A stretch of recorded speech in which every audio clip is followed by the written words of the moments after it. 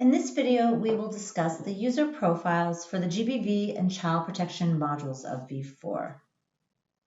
The objectives of this video are for you to understand the difference between user profiles in the other modules of V4, such as registration or resettlement or RSD, and those in the child protection and GBV modules, as well as to provide an overview of the security model for the child protection and GBV modules, which is different than the rest of V4, and then to review the user profiles available for child protection and GBV users. This video should be watched in conjunction with the video on user management, as the user profiles, which will be described in this video, will then be explained how to apply them in the user management video. To start with, we'll look at the security model and the user profiles and the difference between those in the general V4 setup versus the specific modules for child protection and GBV. So in general, access to V4 is team-based and role-based. What this means is that you would be assigned access to modules based upon the team within which you work. So if I work within the registration team, I would have access to the registration module, or if I work in the RSD team, I would have registration to a bit of the registration module as well as the RSD module. In addition to that access to the general modules, then based upon what my position is, my role, and then the depth of information that I am able to access in those modules will be determined. This is a team-based access, which means that everybody who has access to the registration module will be able to see all of the cases within the registration model. The same is true for those in the resettlement or in the RSD. Now, the amount of information that is available would be determined by your role, and generic profiles are given for the different levels. So if you have level 1 access, meaning any positions that fall within level 1, you would be able to see the least amount of information, but you would be able to see that information in all of the files. Whereas if you had the highest level of access, then you would be able to see all of the information in all of those files within that module. So this is why we talk about team-based or role-based access for the general V4 modules. Now, if you do not have access to, or if you are just accessing V4 as someone who does not have access to the GBV or child protection module, then there are still some ways that GBV and child protection is visible outside of the GBV and child protection modules. We've tried to limit it to ensure that we maintain need to know, but the GBV and child protection SPN, if used, and in most cases we do not recommend this, would be visible, but only to the highest level of access to the SPN module or entity. So this would not be to all users. As we just talked about the role-based, there are a very limited number of users that would be able to use this. And this is important because we should not be using the SPNs for searching for vulnerability criteria. This really, especially for GBV, this is not the purpose of that. So that's why we don't encourage the usage of that as an SPN in general. Additionally, beyond the SPN, cases are not visible unless the individual has access privileges to the module and the case. Thus, if you are a user of the registration module or a registration officer and you don't have access to the GBV or child protection module, if you were to click on a case for an individual who has a GBV case, you would not see anything linked to that case that would indicate GBV or child protection unless you both had access to the GBV module or child protection module and you also had access to that individual case. So really the visibility of GBV and child protection cases are not visible outside of the GBV and child protection modules. Additionally, if you were to send a referral to the GBV team, or if a referral was to be sent from the GBV or child protection team, these referrals are protected to only be seen by the sender and the receiver. So those who need to receive the referral and to act upon it will be able to see it and to be able to follow up on it, and that it would not be visible in the referral audit log to all users of proGres. Now, there is an asterisk by this because it's important to note that in most units, it is team-based. So if the referrals are sent to a team, then anybody who has access to that referral function would be able to see that referral within the team. Now, as we've mentioned, this is very different than the security for the GBV and child protection modules. We had to build ours based upon the need to know principle, which does not allow for team access. So we can't allow for everybody within a location to have access to all of the files. And so instead of team-based, individuals are granted access to the GBV or child protection module specific to their role. So depending upon what their specific need is to access or to engage with the module, if it's to document their case management or if it's to generate reports, their access would be granted specifically based upon that. And then within the module, not everyone has access to every single case.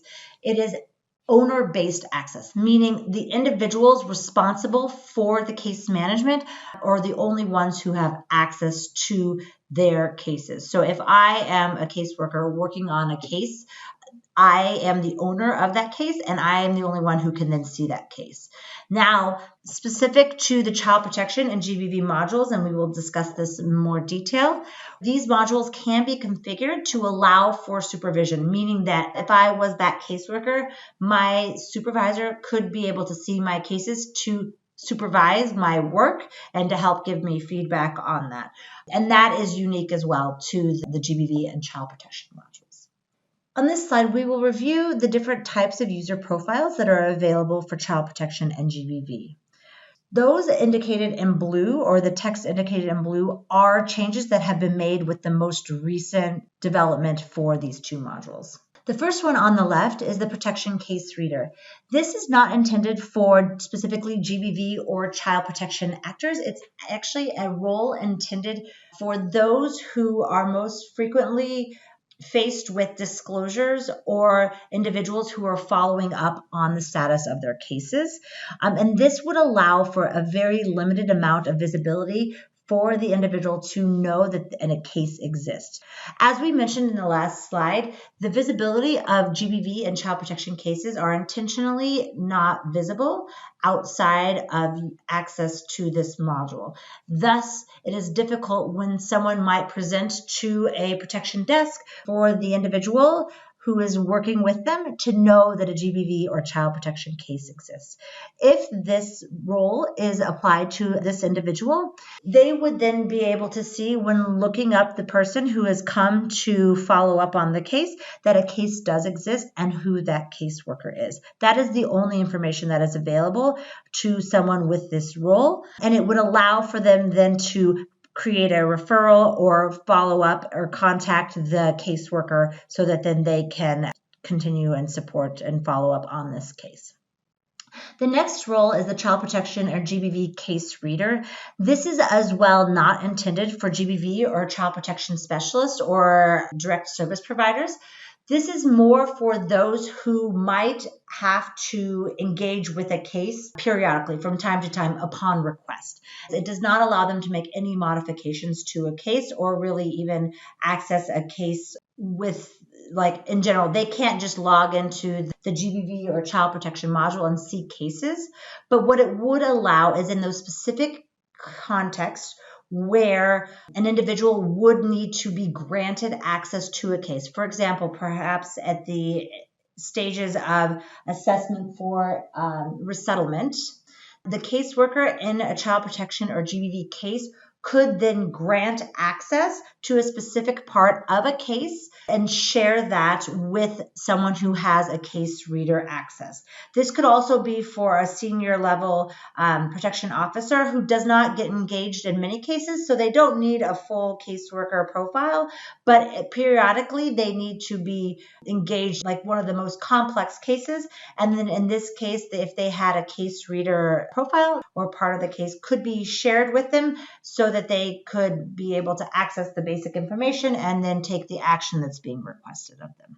The caseworker is really the foundation of this module, of these two modules, and this is intended for those who work directly on these cases. So the caseworker would be responsible for then creating the case, for those that they are doing the documentation, and then for any documentation related to that case management. Now, for a UNHCR caseworker, this could be limited to creating a case and then referring it to a partner organization, or in those contexts where we're doing direct service provision, they could be using all of the entities in the GBV or child protection module to document the full spectrum from case opening to case closure. A caseworker is the owner of the case, meaning that they can see all of the information and documentation within that case.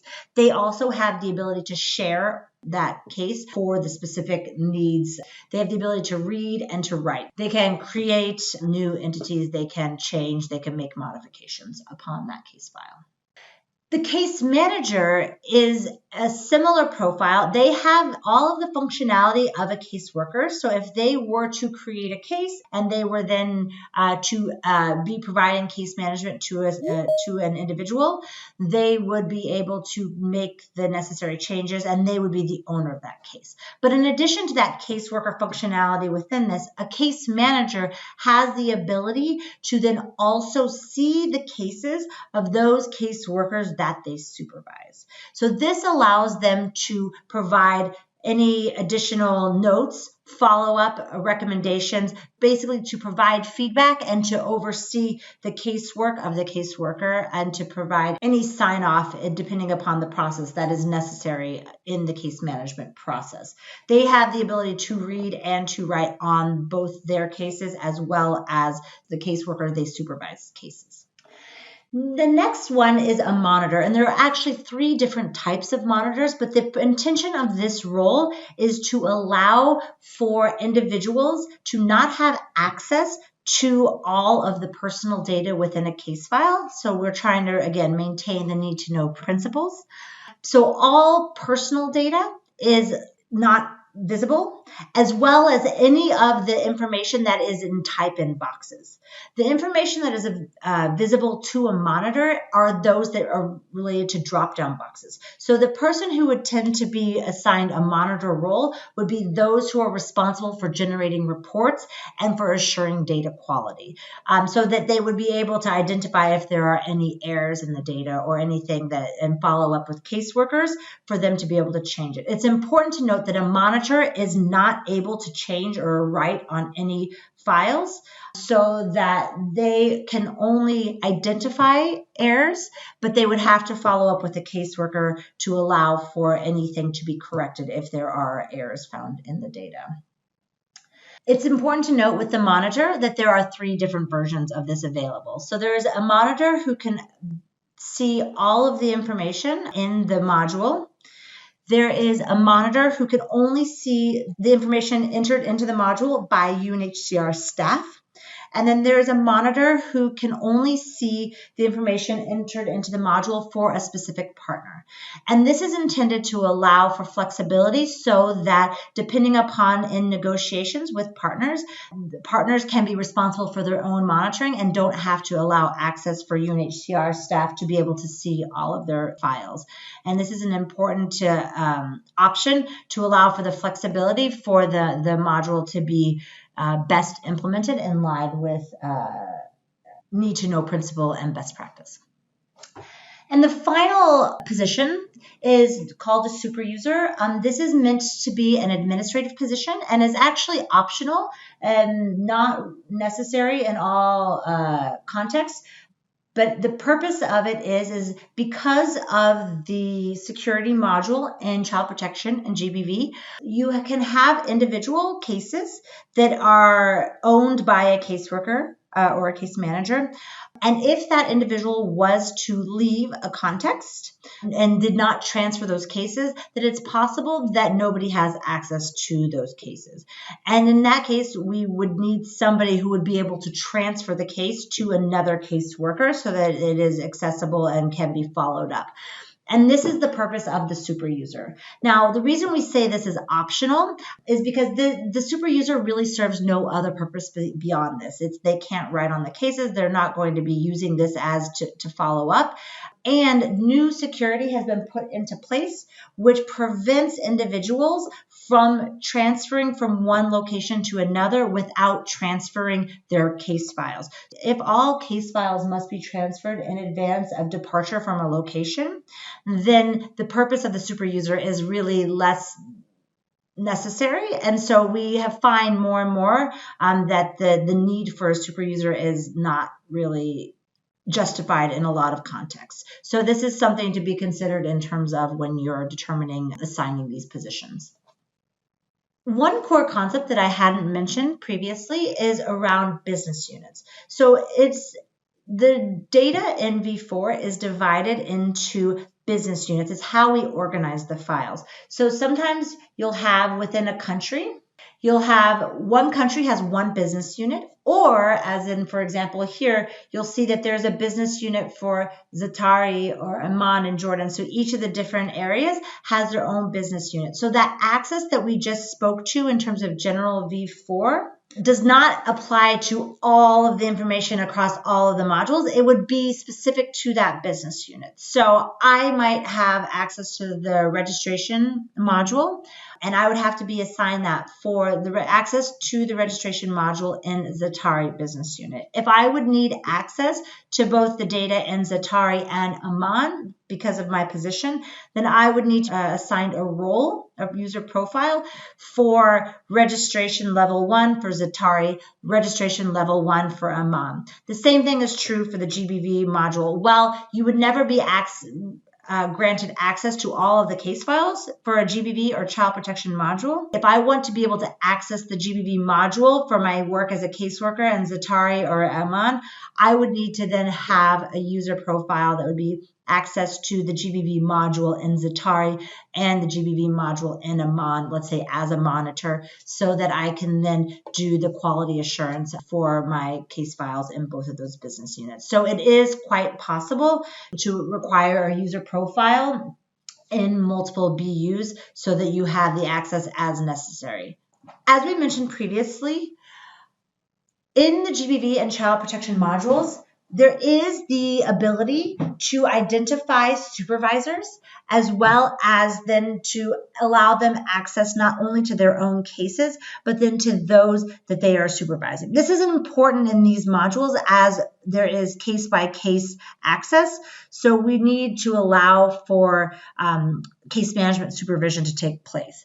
And so this is something called positions, and it's a hierarchy function, meaning that it places people depending upon their roles and their relationship to others in their unit. So this means that for each user, you need to define not only what their role is, but also what their location is. So the system can place them in their position and in their location. So this is what creates a position. So for this picture, you'll notice that we're in the Nairobi office, and there's a case manager and caseworker 1 and caseworker 2. So when we create someone's position, we would not just say case manager, but we would need to know this is the case manager in Nairobi, or this is a caseworker in Nairobi. And this would then allow us to then place them in the hierarchy, which would then allow for the appropriate access to the case files and their appropriate relationship to the other user profiles assigned. So an example of what this can look like in terms of these positions, this is a business unit. And so in terms of access, a super user, a protection case reader, and a monitor, none of these are positional. These don't depend upon the individual access. These do not depend upon your role within a supervision or supervisee. These are more like the general V4 roles, which is allowing you to have access to all of the cases to different degrees within that business unit. Now, within this, we have, because that can be sometimes an issue for our partners, and it should be implemented differently depending upon our specific role within the case management. We can also have as we said, roles that just are specific to, we can create units within, so UNHCR and partner units that allow for then a more need to know access to the individual files. So what we have usually in terms of a layout for the child protection or the GBV modules is that you would have assigned caseworkers who would be UNHCR staff, who would then report to a case manager who would be their supervisor. So each of these caseworkers would be able to see their own individual case files, and their case manager would be able to create their own files as well, but also be able to see the caseworkers they supervise so that they can provide feedback. A GBV case reader does not have access to any file, so they could log into the GBV module and they would see nothing. But if they were to be engaged in a specific case, let's say, for example, for resettlement, and they needed to have access to a basic piece of that case file, then the caseworker who is responsible for that case would then be able to share that part of the case file, and then this individual and the case reader would then be able to access that piece of the case file. A UNHCR only monitor would be able to then go and see all of the cases in this business unit, in this module, to do quality assurance and to generate reports. Similarly, if a partner was to be using one of these modules, the partner can have the same way a caseworker who would then be responsible for all of the documentation of the cases they're responsible for, a case manager who is then able to see their cases as well as the caseworker, and then they also have a different role called a partner supervisor, who basically it allows for 3 levels of visibility, so that this partner supervisor would be able to see the cases of the case manager as well as those that the case manager supervises. A partner monitor would allow for the partner monitor to be able to see, again, similar to our UNHCR monitor or the other monitor, only the drop-down menu-based data for the GBV or child protection module to allow for quality assurance. So if the partner would like to do their own QA, quality assurance, then you would assign a UNHCR only monitor for our team and a partner monitor for their team, and then that would allow to ensure that all of the data within the business unit for these modules would be quality assured. Okay, so now we will discuss a concept called service units. So while the GBV and child protection modules have been designed to allow for case-by-case access, and this is how in most contexts they should be applied, we have found that there are exceptions to this rule for specific needs. And within those contexts, it can be useful to assign something called a service unit. And what a service unit is it groups together particular caseworkers and or case managers, and it would allow the cases are owned by or shared with a service unit, that they're available to everyone in that service unit. Again, this undermines a bit the security model that we have designed. So this should not be the general approach to user profiles in the GBV and child protection modules. This would be for very specific purposes. So as I said, this is not advisable for wide use as it affects the performance of the system. But what those specific purposes can be are when archiving old cases, so that you have only old cases that are not being in active use, but that then possibly would be available in the case that someone was to come back years later or in the future. Additionally, cases in particular locations that need to be accessed by different caseworkers. What this would oftentimes look like is if you were in like a 24-hour facility where there are shifts, it's possible that you would then have, and the individual caseworkers are never on at the same time. So you never know if someone will show up at the other time. So you would then, having a service unit for those individuals might make sense. So they can deal with those cases in a more ad hoc fashion that would be common in those types of scenarios. This would be common in perhaps a detention center or in a residential center where different personnel may be conducting that monitoring. And finally, broker case management files. And what we mean by that is in the situation where the individuals are not actually doing case management or the full case management, where they tend to be just referring files for actual case management. So we're not talking about having like descriptions of the incidents and this sort of stuff. We're talking about the existence of the files and that there has been a referral to a partner or that sort of thing. And in that situation, it also might make sense so that the other caseworkers are aware of the existence of the case, but don't have any of the personal information that would then really violate the need to know principle and the purpose for the individual ownership of those modules. So as we said, there are specific situations where implementing service units is appropriate. The vast majority of situations, it is not the method which we would recommend. Okay, so what this would look like in practice is here you'll see we have a similar organogram to that we saw in a previous slide. Currently, in the setup as it is, you will see that caseworkers have the ability to share cases between them. So if I was a caseworker and I was going on leave, I could share those cases I knew were being followed up this week with the other caseworker so that they would be able to fill in with the consent of the survivor or with the child for those cases. If I was a caseworker who was leaving my post and going to another position, I could then, with the consent of the survivor or the child, transfer that case to one of the other caseworkers or to my supervisor so that they could then continue on with that case management. If I was a partner who was then ending our partnership and there was no other partner to share the files with or to transfer them to, then we could also, in agreement that would be made as part of the finalization of the partnership, transfer the files from the partner caseworkers to then the UNHCR caseworkers to do the follow-up and necessary case management until a new partnership would be established. So that is how this would work in terms of the normal setup.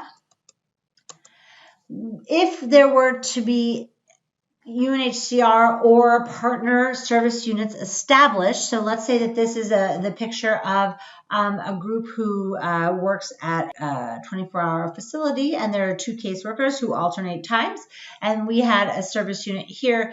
This service unit has the ability to refer or transfer from the service unit to the partner supervisor, who would then be able to designate who within the partner would be able to access it, or if the partner service unit had, let's say for one location, a service unit, that they could then refer that or send that to, let's say, the case manager in this location, who would then assign this to a caseworker. So that would be how a service unit would apply within a UNHCR or with a partner. And this, again, would be specified by this. You would have to identify the specific caseworkers and case manager, if that applies, that the service unit would apply within.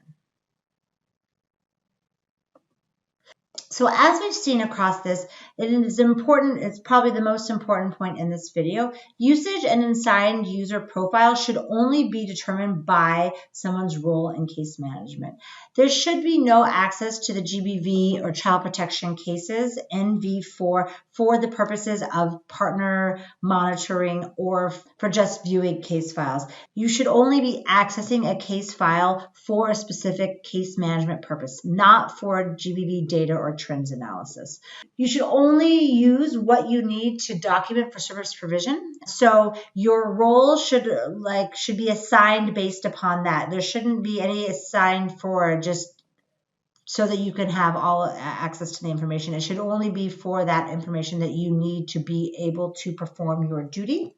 We have spent a lot of time expanding the number of profiles to allow for flexibility in the configuration of these. Thus, it's really important, especially if you are looking to implement V4 with a partner, that the designation and the assignment of profiles is something that should be negotiated with partners. The use of super user, the use of monitors are not mandatory, and they should be determined in a joint negotiation, as well as the usage of service units or any other access to case files. And finally, it's really important that UNHCR staff, GBV and child protection, as well as beyond that, are well trained on not only V4 and how to use it, but these user profiles so that you can clearly explain to your team, as well as to your senior management, as well as to partners, kind of what are the different functionalities and usages of these roles, and that they're appropriately applied. This is key to having the information that you need and are supposed to access, and preventing unnecessary access to sensitive GBV and child protection information. For more information on how to apply these user profiles, please see the next video on user management.